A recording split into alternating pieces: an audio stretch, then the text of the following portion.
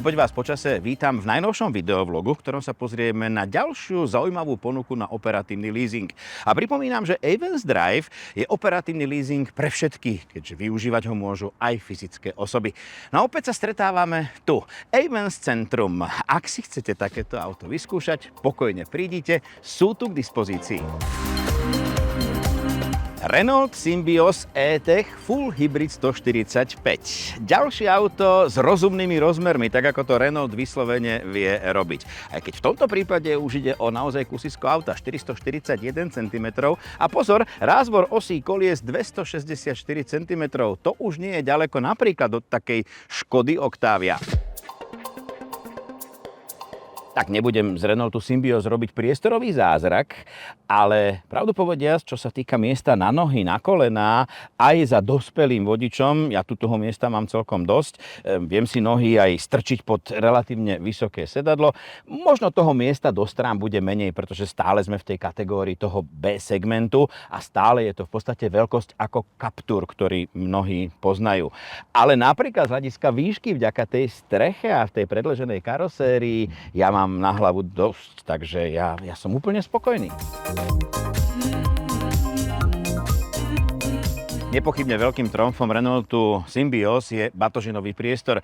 Je tu 460 litrov v základnom tvare a samozrejme aj dno, ktoré by sa teoreticky dalo dávať do hornej a dolnej polohy, ale keďže v tomto prípade je Symbioz vybavený rezervným kolesom, ktoré sa môže hodiť, tak sa samozrejme to dno nedá dať do tej spodnej polohy.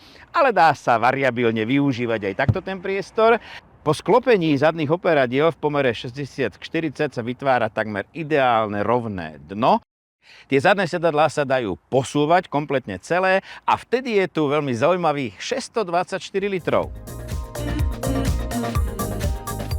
Zaujímavá je aj pohonná jednotka na Renaulte Symbioz, nie že by sme o nej počuli prvýkrát. Je to tá hybridná kombinácia motora 1,6 štvorvalcového s elektrickým, a dokonca nie jedným, ale dvoma elektromotormi. Spolu dohromady 105 kW, teda 143 koní. Ja len poviem, že tento spaľovací motor má 69 kW, elektromotor 36 kW a ešte k tomu všetkému štarter generátor, ktorý má tých kW 15. Vôbec nie je dôležité. Podstatné je, že toto auto dokáže tým pádom jazdiť za veľmi priaznivé spotreby. V tabuľke sa píše 4,6, reálny život je možno o celý liter horší, ale stále sú to vynikajúce hodnoty, pretože naozaj s týmto autom sa reálne s nádržou 48 litrov dá ísť aj na veľmi dlhé cesty.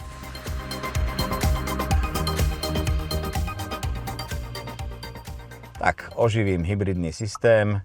Spaľovací motor hneď naskočil, pretože treba nabíjať batériu, vonku je zima, ale samozrejme, že tento systém dokáže jazdiť aj bez zapnutého spaľovacieho motora, pár 100 metrov na batériu, pretože vlastne samotný rozjazd robí toto auto na elektrínu.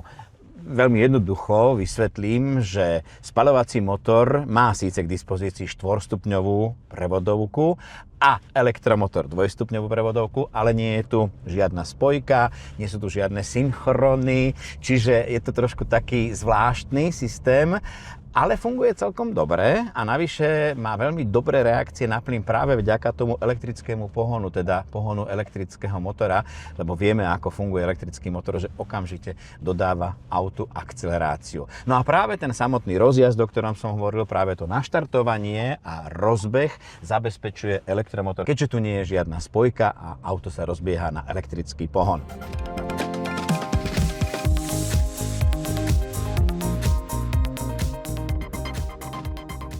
Kým sa budem venovať jazdným vlastnostiam, najprv rýchly pohľad do interiéru, ktorý je poskladaný zo známych prvkov Renaultov súčasných a samozrejme, že tou dominantou je práve tento na výšku postavený displej systému OpenR Link, ktorý funguje na platforme Google a v podstate tým pádom celé vaše auto je ako keby mobil na kolesách, čiže naplňa to doslova ten názov, že Android Auto, čiže auto ako telefón, ale podstatne Podstatné je, že to je systém veľmi rýchly, veľmi prehľadný, že si v ňom viete urobiť veľmi dobrú navigáciu napríklad a využiť mnohé informácie, ktoré poskytuje.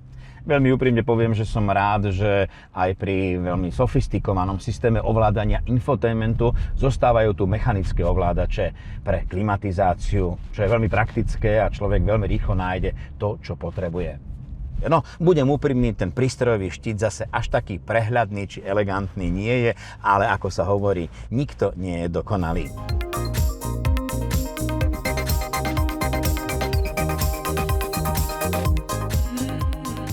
Renault Sybios teda využíva tento štvorvalcový benzínový motor ako základ, ale veľmi umne spolupracuje so 4 stupňami tej automatické prevodovky pre motor a 2 stupňami pre elektrický pohon. Čiže sú chvíle, keď ťahá auto vyslovene len na ten elektrický motor a sú chvíle, keď auto zrýchľuje, ale aj veľmi umne rekuperuje, čo je veľmi dôležité, pretože to je zmyslom toho hybridu, aby pri každom úbratí, aby prosto čo najviac to auto tej energie zachránilo a čo najviac tej energie použilo pri nasledujúcom rozjazde. Ak chcem silnejšie brzdenie, tak môžem túto automatickú prevodovku, volič automatickej prevodovky presunúť do polohy B a tým pádom pri zdvihnutí nohy z akcelerátora je to brzdenie také výraznejšie, ale za tým brzdením si treba predstaviť, že dochádza k väčšiemu, lepšiemu, efektívnejšiemu nabíjaniu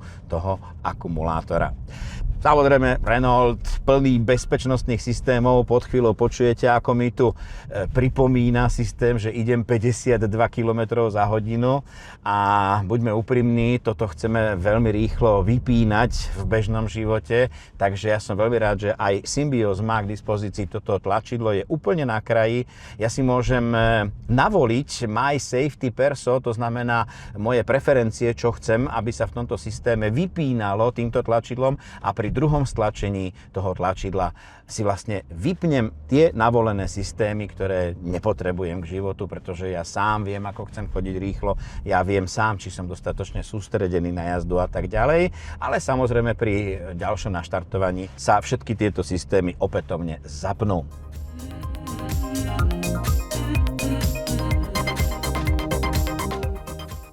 Sybios má veľmi príjemný, možno trošku mäkší podvozok, takže je ako stvorený práve na takéto mestské cesty, ktoré na mnohých miestach majú mnohé jamy alebo hrboly, takže tieto dokáže celkom slušne filtrovať, ale zároveň zostáva aj dostatočne presný pri dynamickej jazde v zákrutách, aj keď samozrejme s takýmto rodinným crossoverom nikto nebude jazdiť športovým spôsobom. S čistým svedomím vám môžem povedať, že Renault Sybios je veľmi praktické, úsporné a svojím spôsobom aj dizajnovo nápadité auto. Ale čo je ešte zaujímavejšie, že aktuálne, tak ako ho vidíte, je k dispozícii od 169 € bez DPH mesačne. Toľko teda Renault Sybios, ktorý je k dispozícii spolu s ďalšími autami na praktické vyskúšanie priamo tu. Takže pokojne navštívte Avance Centrum, Stará Vajnorská 4 v Bratislave, pretože lepšie raz vyskúšať ako 10-krát počuť. Alebo navštívte stránku avancedrive.sk. Nevlastnite, jazdite.